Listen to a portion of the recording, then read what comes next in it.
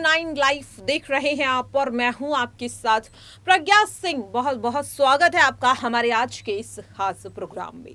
आज के इस प्रोग्राम में हम बात करेंगे महाराष्ट्र में चल रही सियासी घमासान की। महाराष्ट्र की राजनीति एक बार फिर से गर्मा गई है जब से महाराष्ट्र में शिवसेना से राज्यसभा सांसद संजय राउत जेल से बाहर आ गए हैं। जी हां, आपको बता दें कि कल पीएमएलए कोर्ट में संजय राउत की जमानत याचिका पर सुनवाई हुई और कोर्ट से बड़ी राहत राउत को मिल गई। जेल से बाहर आने के बाद ही संजय राउत अब अपने दुश्मनों पर जमकर बरसते हुए नजर आ रहे हैं। वहीं दूसरी ओर अगर बात करें तो लगातार इस मुद्दे को लेकर भी सवाल उठ रहा था कि संजय राउत आखिरकार क्या उद्धव ठाकरे के साथ नजर आएंगे।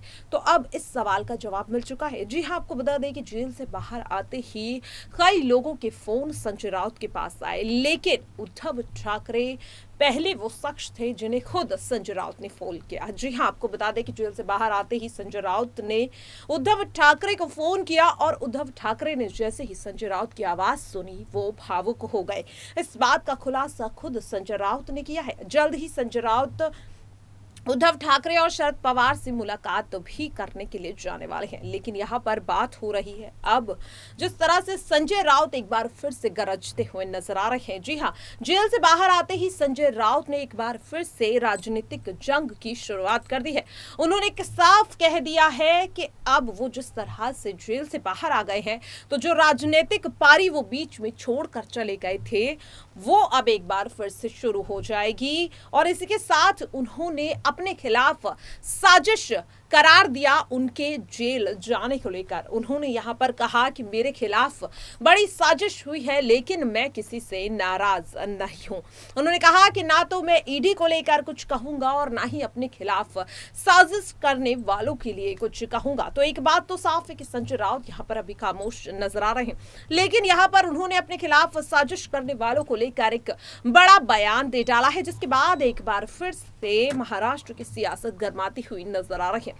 आखिरकार ऐसा क्या कुछ कह दिया है संजय राउत ने जिसके बाद अब यहां पर महाराष्ट्र की नई सरकार बौखलाती हुई नजर आ रही है। जी हां, अपने इस बयान में संजय राउत ने सीधे सीधे केंद्र सरकार और मुख्यमंत्री एकनाथ शिंदे पर हमला बोल दिया है। क्या कुछ कहा है संजय राउत ने, आप भी जरा सुनिए। अगर उनको आनंद मिला होगा तो मैं उनके आनंद में सहभागी हूँ, लेकिन मेरे मन में किसी के खिलाफ कोई शिकायत नहीं है और न मैं करूँगा। जो मुझे भुगतना था, मेरे पार्टी को भुगतना था, हमने भुगत लिया है। मेरे परिवार ने बहुत कुछ खोया है। तो होता है ऐसा जिंदगी में, राजनीति में हम लोग, लेकिन इस प्रकार की राजनीति देश के इतिहास ने कभी न देखी है।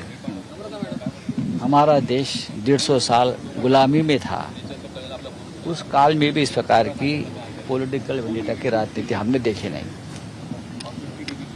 दुश्मनों के साथ भी अच्छा व्यवहार किया जाता है पॉलिटिकल, लेकिन फिर भी मैं एक्सेप्ट करता हूँ।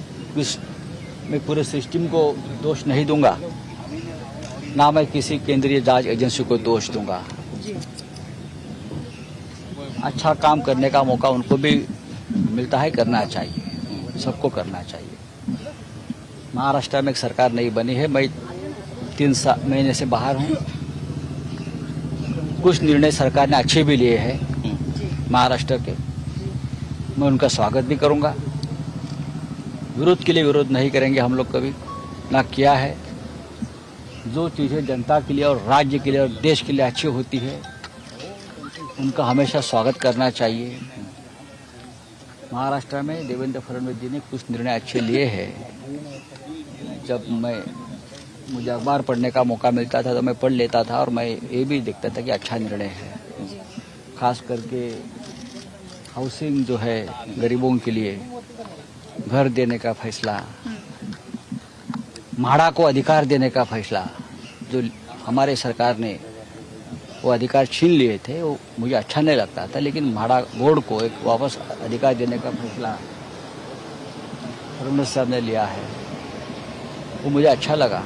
ऐसे बहुत से निर्णय हैं, सरकार होती है, अच्छे निर्णयों का स्वागत होना चाहिए। जेल में किस तरह से समय बिताते थे, क्योंकि आपने कहा था कि बीच में आपकी तबीयत खराब हो गई, अभी भी है खराब। तो जेल में कैसे समय बिताते थे सर आप? तबीयत मेरी जेल में भी खराब थी, अभी भी खराब है। मैंने कहा कि जेल में रहना ये कोई आनंद की बात नहीं होती। जो दीवारें होती है जेल की, उससे बात करनी पड़ती है। बड़ी बड़ी दीवारें होती हैं जो बाहर से कोई संबंध नहीं रहता, तो उनसे बात करनी पड़ती है हमको, एकांत में बात करनी पड़ती है।